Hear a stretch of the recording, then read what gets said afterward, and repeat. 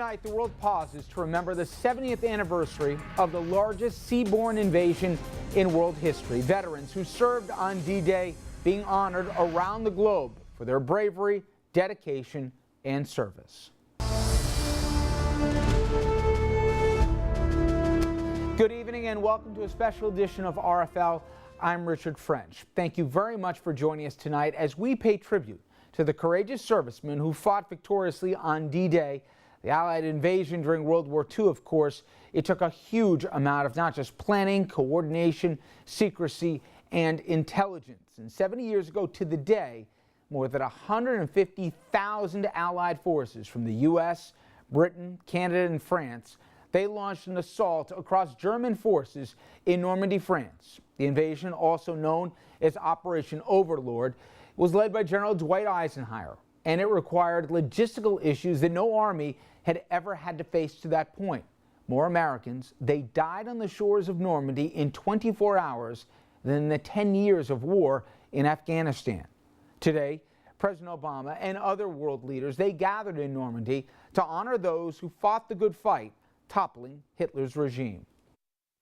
Here, we don't just commemorate victory, as proud of that victory as we are.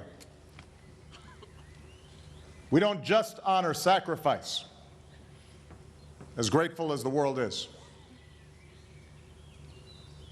We come to remember why America and our allies gave so much for the survival of liberty at this moment of maximum peril. We come to tell the story of the men and women who did it, so that it remains seared into the memory of a future world.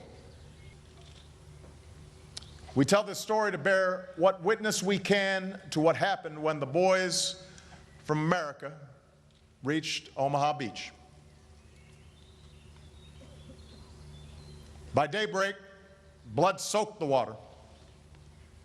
Bombs broke the sky. Thousands of paratroopers had dropped into the wrong landing sites. Thousands of rounds bit into flesh and sand. Entire companies worth of men fell in minutes. Hell's Beach had earned its name. Now, this day is important for all the reasons you can imagine, but it's especially important to not just myself, but many colleagues here at this station, because 15 years ago, RFL traveled to Normandy, France, with 6 World War II veterans from our region who were all a part of that historic D-Day invasion.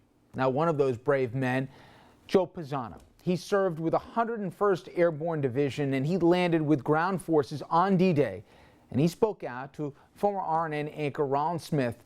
This conversation back in 1999. He shares his story. Joe Pisano has been on this beach once before, decades ago. This time he walks along the sand, stops to pick up a shell souvenir, and remembers the last time he was on these shores. It was June 6, 1944, D-Day. This is Utah Beach. Joe, first time back on this beach, this spot, 55 years ago. What were you thinking?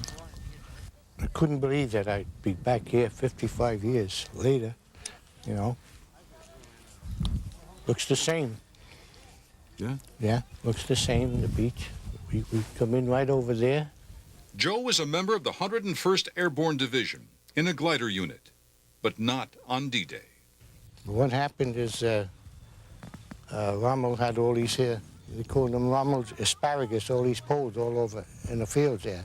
So they decided glider landings would be no good. So we went in with the 4th Infantry. We trained to come in by glider, and they stuck us on boats. See, we were out there. We had a battleship in front of us, and he was pulverizing the coast with his big 16-inch guns, were they, you know? Blasting away. Next, we saw the bombers coming in, and they bombed the whole coast. And we got the vibration of the battleship right through the water, you know, all that firepower. Then our paratroops come in, we see them coming down in, and we were in the little boats all lined up. The Higgins boats were all starting to come right in at the same time, you know. It was a fantastic show, I call it, you know. wasn't really a show, but Yeah.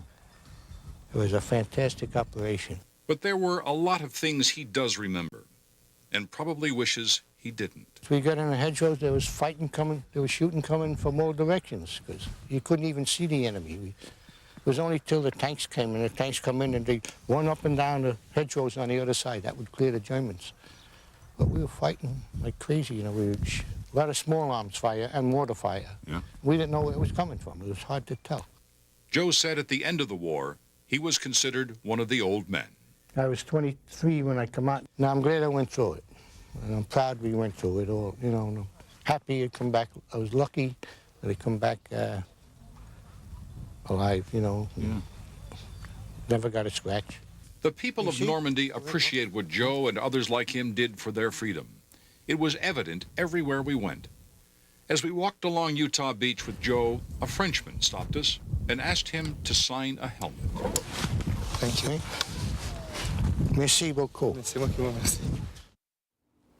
When we come back, we're going to introduce you to another hometown hero, Ed Gorman. He also traveled with us to Normandy, and he gives us a look at D-Day through his eyes.